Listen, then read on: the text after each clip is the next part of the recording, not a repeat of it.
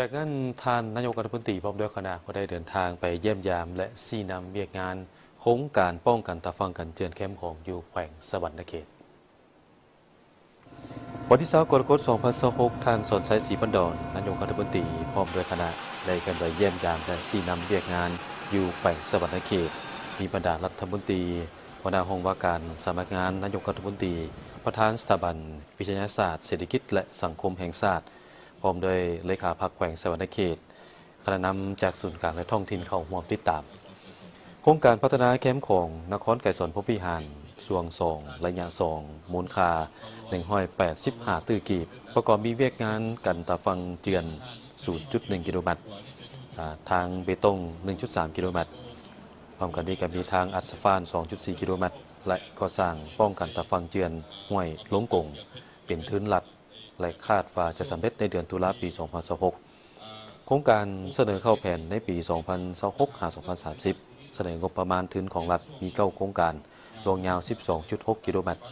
ก็มีโครงการก่อสร้างป้องกันตาฟังเจือนบ้านปากบ่อนครไก่สนพบวิหารแขวงสวรรณเขตรวมยาว 1,300 เดมูลค่า219ตื้อกีบแผนก่อสร้าง 2027และก็มีโครงการก่อสร้างป้องกันตาฟังเจือนบ้านปากบ่อหาบ้านนาเกนครไก่สนพบวิหารมีความยาวมัน 1,400 เมตรมูลค่า265ตื้อกีบแผนก่อสร้างในปี 2027 โครงการก่อสร้างป้องกันตาฟังเจือนบ้านนาเกนครไก่สนพบวิหารรวมยาว 1,300 เมตรมูลค่ารวมทั้งหมด291ตื้อกีบแผนก่อสร้างปี 2027 พร้อมกันนี้ก็มีโครงการก่อสร้างป้องกันตาฟังเจือนบ้านดอนเซ็ง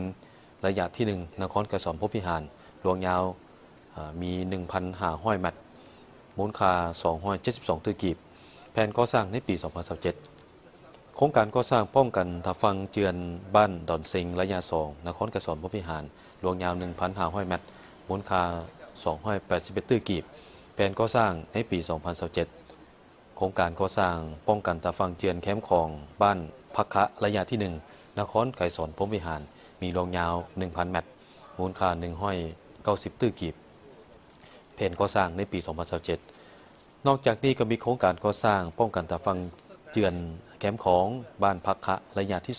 2นครไก่สนพบวิหารรวมยาว 1,050 เมตรมูลค่า207ตื้อกีบแผนก่อสร้างในปี 2027 โครงการพัฒนาแคมป์ของนครไก่สนพบวิหารรวมยาว 1,450 เมตรส่วนที่2ระยะที่3มูลค่าประมาณ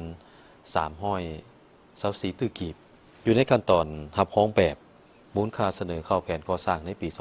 2027 โครงการพัฒนาแคมป์ของนครไก่สนพบวิหารรวมยาว 2,100 เมตรส่วนที่2ระยะที่4อยู่ในขั้นตอนการออกแบบละเอียดในโอกาสดังกล่าวท่านนายกรัฐมนตรีได้มีความเห็นชี้นำแก่ภาคส่วนเกี่ยวข้องต้องได้ศึกษาสำรวจอย่างถี่ถ้วนต่อกับผลได้ผลเสีย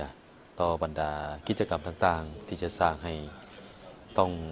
ให้แท้เหมาะและติดพันกับวิถีชีวิตของประชาชนที่อาศัยอยู่ในเขตของโครงการเฮ็ดให้ประชาชนก็คือชาวแขวงได้มีส่วนร่วมกับผลประโยชน์ที่ได้รับเฮ็ดให้มีผลกระทบน้อยที่สุดกับโครงการที่จะสร้างขึ้น